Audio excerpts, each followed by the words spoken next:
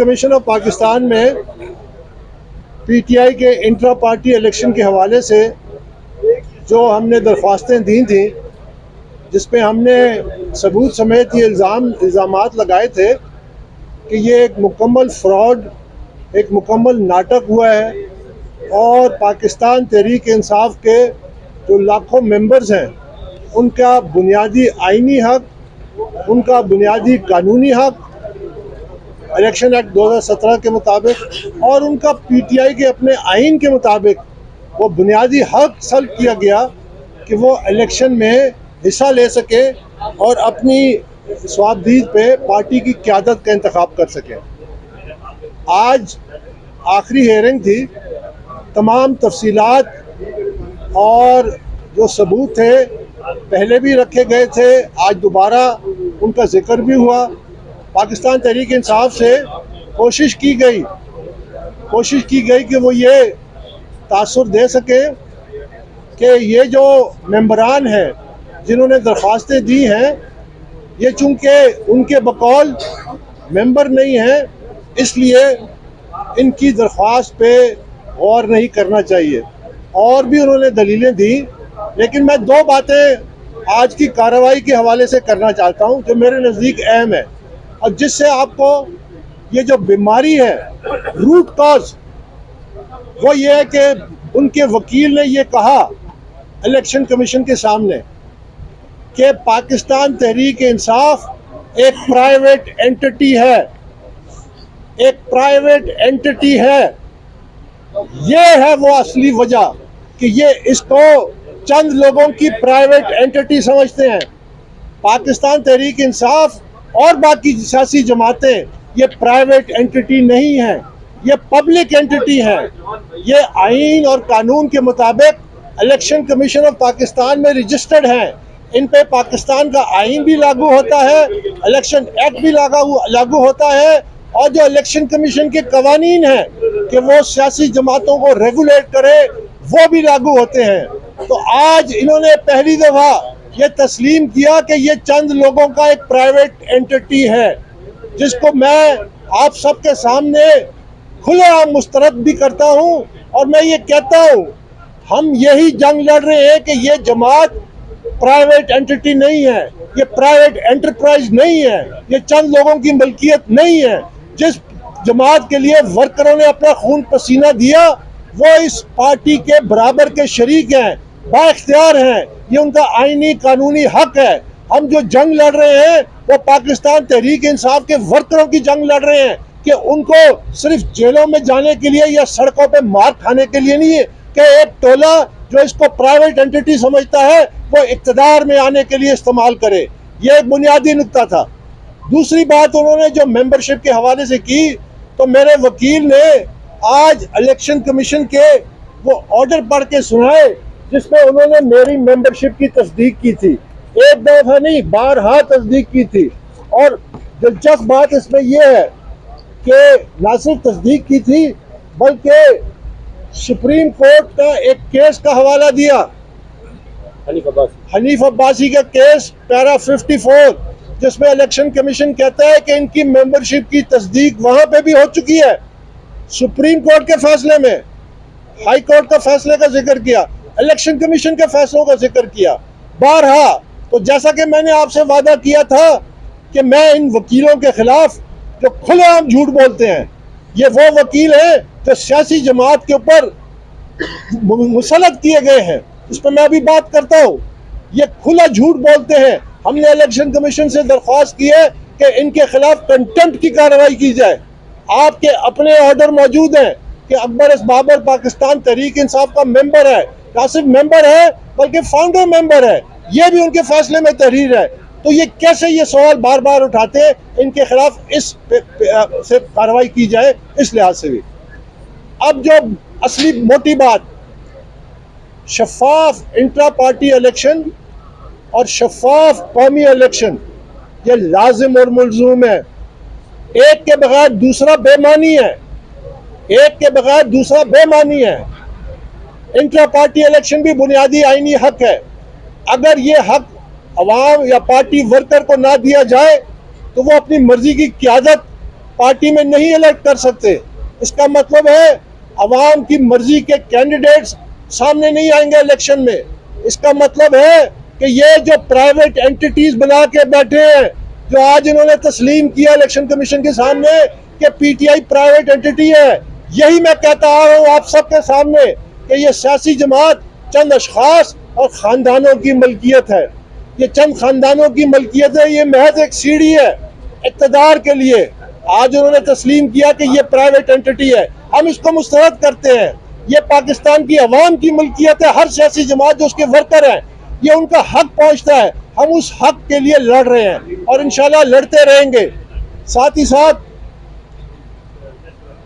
मैं आज जरा 2-3 अहम बातें करना चाहता हूं कि पाकिस्तान तहरीक इंसाफ, बड़े दुख से कहना पड़ता है कि वो पतंग है जो जब अपने मकसद से कटी तो इसको लूटा गया। इसको लूटा एटीएम्स ने, लूटा इसको, लूटा उन उजरती सियासतदानों ने, इसको लूटा उस पार्टी के कंगलों ने जो अब अरबपति है। अब वकीलों की बारी है। एक वकीलों का अनप्रोफेशनल ग्रुप है जो पार्टी पे कब्जा करने चाह रहा है, जो आपस में बंदर बांट कर रहा है। मैं हामिद खान से ये कहता हूं, आप पीटीआई के बानी मेंबर हैं, कहाँ गया आपका इंसाफ, कहाँ गया आपके असूल, कहाँ गया आपके वो आइन और उसका तकद्दुस। जब आप कहते थे पहले मेरे साथ तलत हुसैन के प्रोग्राम में 15 जून 2022 को आपने कहा था अकबर बाबर का जो ये कह रहा है ये सही है, यही रास्ता है कि पार्टियों को इदारा बना जाए, यही रास्ता है एक बासलाहियत क़यादत आने का। तो आज क्या बदल गया? आप आज क्यों वर्करों के हक और हकूक पे खड़े क्यों नहीं हो रहे उनके साथ? क्योंकि आज वकला है, चंद ऐसे वकला जिनका पीटीआई से दूर दूर तक कोई ताल्लुक नहीं था, जो एक दूसरी जमात के ट्रेडमार्क थे, जो दूसरी जमातों के फेस थे, आज उनकी बारी है पाकिस्तान तहरीक इंसाफ पे कब्जा करने की। और चूंकि वो वकला है और वकला है इसलिए आप उनको उसके खिलाफ खड़े नहीं हो रहे, और जो बुनियादी हक है पीटीआई के वर्करों का उसको आप दरगुजर कर रहे हैं। ये नहीं होगा, ये नहीं होगा। इसका मुकाबला करेंगे और इंशाल्लाह में पूरी उम्मीद है कि इलेक्शन कमीशन ऑफ पाकिस्तान का जो फैसला है वो हक और इंसाफ के मुताबिक होगा। हम समझते हैं कि पाकिस्तान तहरीक इंसाफ में दूसरी सियासी जमातों का जो सरप्लस मटीरियल है उसका टेक ओवर हो रहा है। ये टेक ओवर नामंजूर है।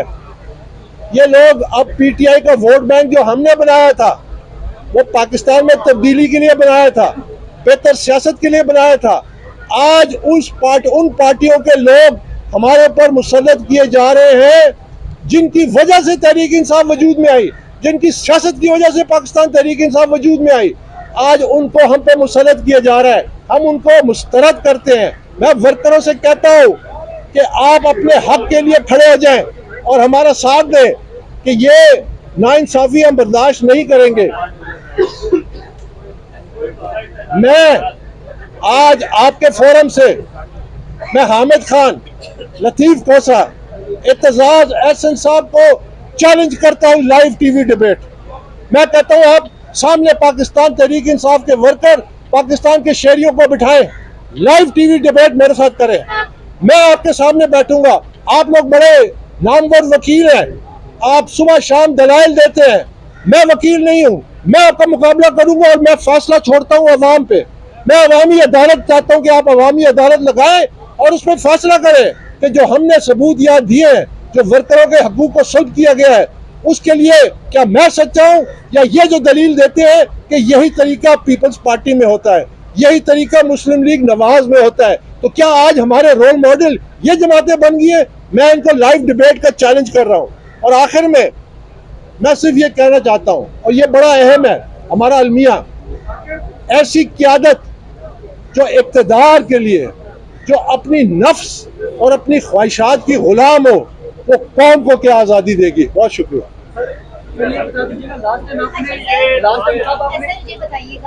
कि आज हमने कोर्ट में देखा अली जफर ने जितने भी दलाइल दिए हैं उनमें थोड़ा वजन नजर आ रहा था। अगर गुज़श्ता समाज पे आपके वकील ने दलाइल मुकम्मल किए थे तो सर उन्होंने कहा हमने कुछ नहीं छुपाया, हमने जगह बताई जहाँ पे इंतखाबात हुए, हमने प्रेस कॉन्फ्रेंस की, सबको पता था इंट्रा पार्टी इंतखाबात कैसे हो रहे हैं। और सबसे बड़ी बात ये उन्होंने आपके हवाले से की कि आपने तो एप्लीकेशन ही नहीं दी कागजात नामजदगी के हवाले से, तो आप इस तरह से कह सकते हैं कि मुझे कागजात नामजदगी नहीं मिले। और बाकी दरखास्त गुजारों के बारे में उन्होंने कहा है कि इन्होंने तो मेंबरशिप कार्ड ही अपना वो साथ दरखास्त नहीं लगाई हुई थी, ये पार्टी के मेंबर भी थे। तो सर आप क्या आपको समझ आ रही है कि किस केस में कितनी जवाब? देखिए, मैं आपका जो सवाल है वो ऐसा है कि आपने अपने तौर पे आपने ये कह दिया कि जी उनके दलाइल में बड़ा वजन था। मेरा ख्याल है ये फैसला इलेक्शन कमीशन को करना है, ना आपने करना है ना मैंने करना है। और दूसरी बात, गुब्बारा जो होता है वो भी बड़ा वजनी कभी कभी लगता है लेकिन हवा में उड़ जाता है। मैंने जब ये दरख्वास्त दी और पहली जो हेयरिंग हुई जिसमें मोअज़्ज़ज़ चीफ इलेक्शन कमिश्नर साहब ने कहा, जो हमने सबूत दिया, हमने वीडियो एविडेंस दिए जो 8 तारीख को यहाँ चलाई गई, जिसमें शायद आप भी मौजूद थी। आपके सामने मैं पाकिस्तान तहरीक इंसाफ के मरकज़ी दफ्तर जा रहा हूँ। मैं मरकज़ी दफ्तर में पाकिस्तान तहरीक इंसाफ के जो उस इंचार्ज हैं उनसे ये दरख्वास्त कर रहा हूँ कि मुझे 3 चीज़ें दी जाएँ। मुझे नॉमिनेशन पेपर दिए जाएँ, मुझे वोटर लिस्ट दिए जाएँ, मुझे इलेक्शन के कवायद ज़वाब भी दिए जाएँ। और वो तमाम चीज़ों से देने से कासिर थे। उन्होंने कहा जी ये चीज़ें है ही नहीं, हम आपको कैसे दें। अब ये मरकज़ी ऑफिस है पाकिस्तान तहरीक इंसाफ का और मैं 4:45 बजे वहाँ गया।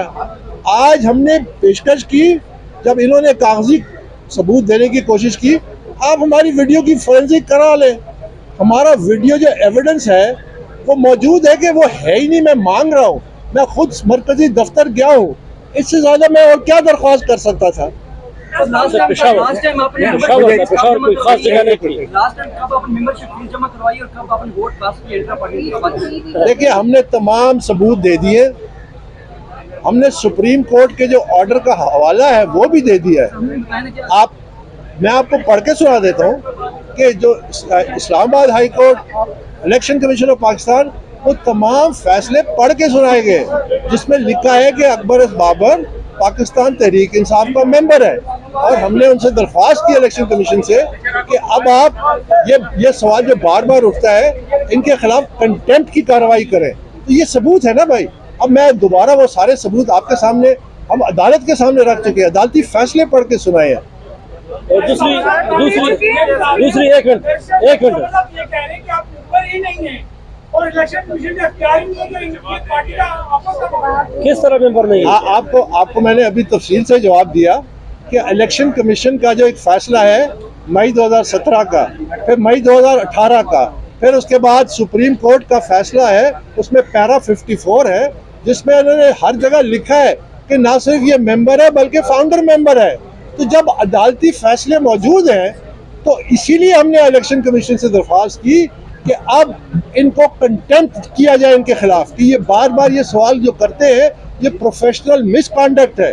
यही तो मैंने आपसे कहा था।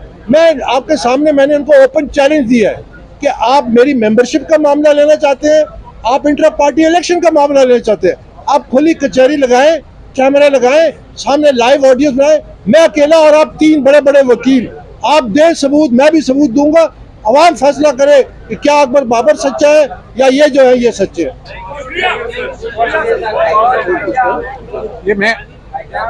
ये मेंबरशिप के ऊपर जो इन्होंने बयानात दिए उसको सुन के बड़ा दुख हुआ। ये लोग जो हमें कह रहे हैं कि हम प्लांटेड है